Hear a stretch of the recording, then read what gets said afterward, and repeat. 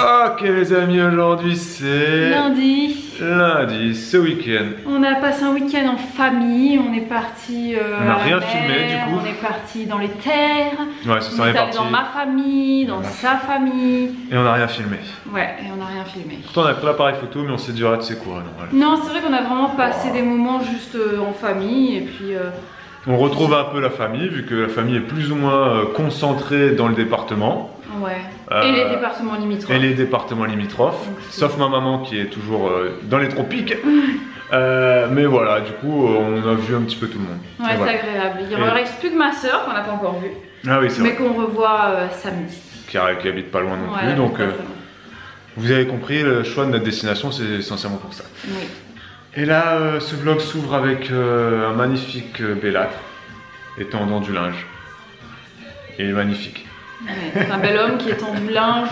T'as étendu où dehors? Dehors. Alors pourquoi je vais filmer ça? Je vais vous expliquer pourquoi j'ai pris la peine de filmer ce moment pas très utile. Personnellement, je n'ai jamais eu, sauf avant quand je vivais chez mes parents, ma mère avait une corde à linge comme ça.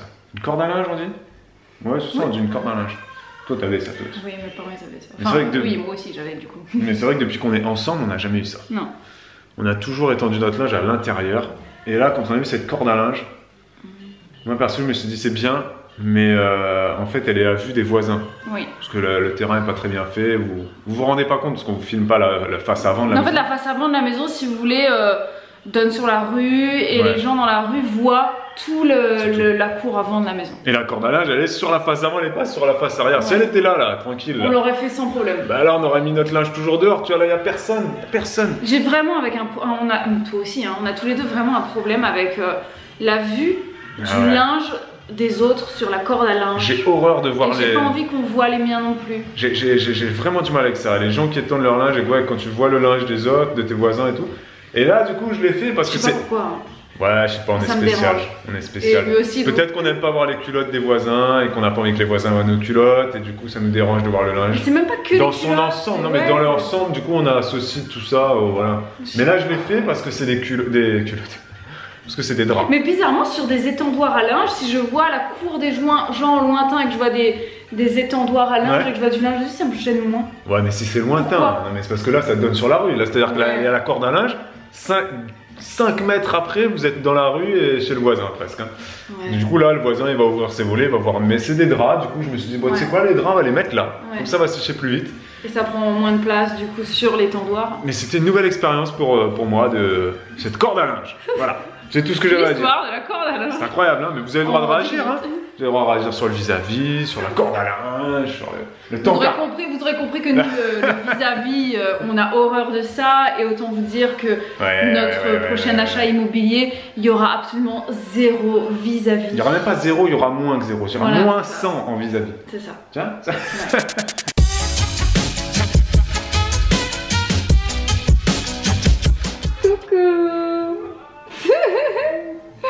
Noémie se fait sa vie, voilà, elle joue tranquille, toute seule, elle se promène. Hein, vas-y, passe. Oui, bravo.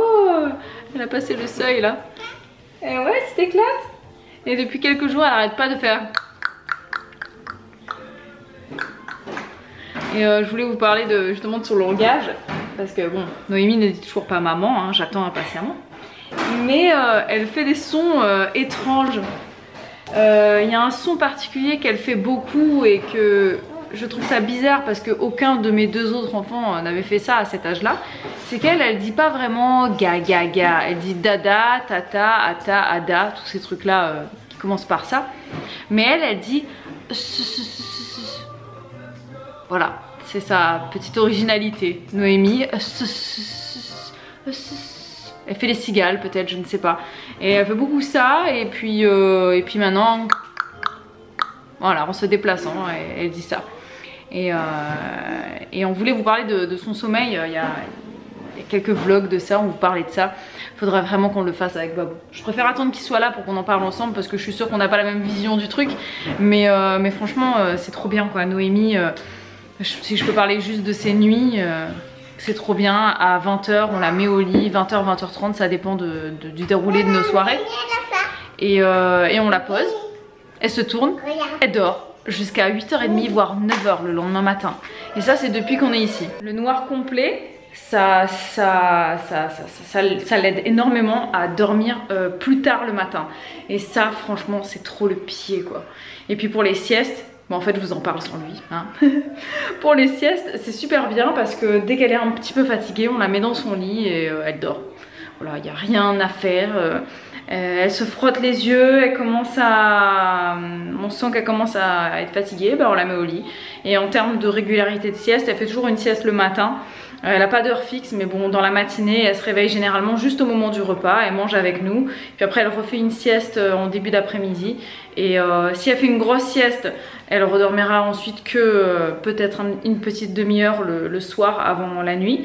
Et sinon, si elle dort très peu, généralement, elle redort une bonne heure en fin d'après-midi. Et voilà, et franchement, c'est trop génial. On est très très contents et très soulagés de la facilité voilà qu'est ce bébé. C'est-à-dire que Noémie elle est très facile à vivre aujourd'hui et franchement c'est un gros soulagement parce que là je vais me retrouver 6 semaines avec les 3. Si Noémie était infernale je pense que ça aurait été compliqué. En ce moment c'est plutôt Olivia qui fait sa relou mais dans l'ensemble franchement les filles sont très très gérables. D'ailleurs je vais aller voir où est-ce qu'elle est parce que Olivia a disparu de la circulation et je ne sais pas où est-ce qu'elle est. Donc on va aller faire un petit tour pour voir ça. Tu fais quoi Olivia? Coucou. Ah, il fait de la girafe. Alors les filles ont retrouvé les 2 cartons de chaussures. Non, il y en a plus que ça. Il y en a 2 là. Il y en a un qui est quelque part dans le placard là. Blindé de chaussures, c'est-à-dire des chaussures de toute taille. Des trucs qu'elle porte, des trucs qu'elle ne porte pas, des trucs qu'elle ne porte plus, des trucs qu'elles porteront plus tard. Et elles s'amusent à les sortir, les essayer, les remettre. Donc je leur laisse ça comme jeu. Quand on a fait le room tour de notre chambre, je ne sais pas si Babou vous a montré cette spécificité. C'est que ici on a un très grand placard avec des étagères. Et là on a le côté, vous savez, penderie avec... j'ai mis un meuble. Oh mes chaussures se sont cassées la figure. J'ai des chaussures que j'accroche par le haut et par le côté, vous voyez. Parce que j'ai pas de place, donc là c'est très temporaire hein, comme disposition. Mais la spécificité du truc, c'est qu'en fait tout là-dedans, il n'y a que mes affaires. Il n'y a que mes affaires, la penderie de la chambre, c'est que mon linge. Voilà, donc ça me fait beaucoup rire parce que quand j'ai commencé à ranger les vêtements, j'ai vu la quantité de trucs que j'avais, que de printemps-été. Et j'ai dit à Babou, écoute, en fait, il n'y aura pas de place pour toi. Donc, en fait, je garde la penderie pour moi. Et toi, tu te mettras dans la penderie d'une autre pièce. Donc, du coup, lui, il est dans la penderie de la pièce d'à côté. Voilà, et ça va très bien comme ça.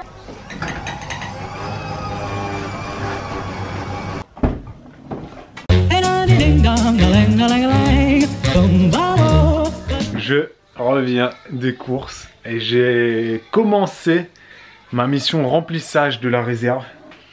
Notre réserve elle est dans le garage. Voilà, tout ça c'est des denrées alimentaires. Alors, il y a beaucoup de bière là mais c'est du sans alcool essentiellement. Et puis il y a quelques bouteilles de vin là au fond qui sont là depuis très longtemps dans nos placards. On a des bouteilles de vin depuis plus de 6 ans. On boit très peu d'alcool. Du coup c'est là, après il y a de la farine, du riz, des pâtes, des biscottes, de la compote, du miel, des flocons, du lait, de l'eau. L'eau en bouteille c'est pour faire le kéfir. C'est pas parce qu'on boit de l'eau en bouteille, mais quand tu fais du kéfir, t'es obligé, malheureusement, d'acheter de l'eau en bouteille. Parce que si ton eau du robinet n'est pas bonne, et Bibou elle a déjà essayé avec l'eau du robinet qu'on avait là-bas à Perpignan, le kéfir il prend pas du tout. Là par contre elle a pas essayé avec l'eau d'ici, c'est une histoire de calcaire, de pH, de ci, de ça. Peut-être que l'eau d'ici elle suffirait, du coup il n'y aurait plus besoin d'acheter de l'eau en bouteille. Parce que c'est vrai que ça me saoule un peu d'acheter plutôt ces bouteilles d'eau là. Mais bon, on est obligé pour boire notre bon kéfir. Bon du coup, j'ai fait la réserve là. J'ai pas tout fait encore, j'ai fait la moitié. Là c'est tout ce qui est sec quoi, tout ce qui est épicerie, voilà, le miel, la confiture, tout ça. Et ensuite je referai un autre stock d'autres choses. Et en fait le Bibou elle aura absolument aucune course à faire. Rien du tout. Et même pour tout ce qui est produits frais, on va se démerder pour qu'elle se fasse livrer les fruits et légumes, les yaourts, etc. Donc en fait, elle aura absolument pas à mettre les pieds dans le magasin de tout l'été. D'ailleurs, merci à tous pour vos commentaires, vos conseils sur... vous avez donné plein de liens, plein d'astuces pour se faire livrer ou pour récupérer des paniers de fruits et légumes à droite et à gauche, voilà. Bon, merci pour tous vos commentaires et toutes vos idées. Rien n'a servi. par contre. Voilà, je vous dis merci, mais rien n'a servi. Parce que j'ai regardé absolument tout ce que vous nous avez conseillé de regarder. On n'a absolument rien. Dans notre campagne, là où on est, on n'a absolument rien. La ruche qui dit oui, le potager City, le drive fermier de ci ou de X ou Y, tous ces machins-là, ça livre pas chez nous. Non, nous, on n'est pas dans une campagne perdue. Non plus. On n'est pas loin des supermarchés, des écoles, de la vie, tu vois. Mais il n'y a rien qui livre ici, hein, voilà. On n'est pas à Angers, grande métropole du Maine-et-Loire, tu vois. Du coup, non, bah merci pour vos conseils, mais ça n'a servi à rien. Du coup, Bibou, elle va se débrouiller avec Season et avec Kitok. Kitok, ils font quand même pas mal de fruits et légumes, donc elle va choisir des recettes avec le plus de fruits et légumes possible. Surtout l'été, ils font beaucoup de salades et tout.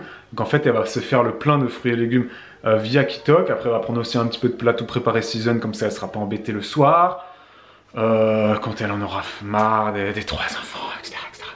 Donc on va gérer comme ça, et puis il va juste lui manquer... Non, les yaourts, même pas, elle va les faire elle-même, les yaourts. Donc en fait, voilà, elle va gérer. Et s'il faut vraiment qu'elle fasse des petites courses, je pense que je vais lui faire un drive. Depuis Perpignan, je vais lui préparer un drive. Et elle aura juste à aller chercher le drive, et puis il y aura produits frais, des trucs comme ça.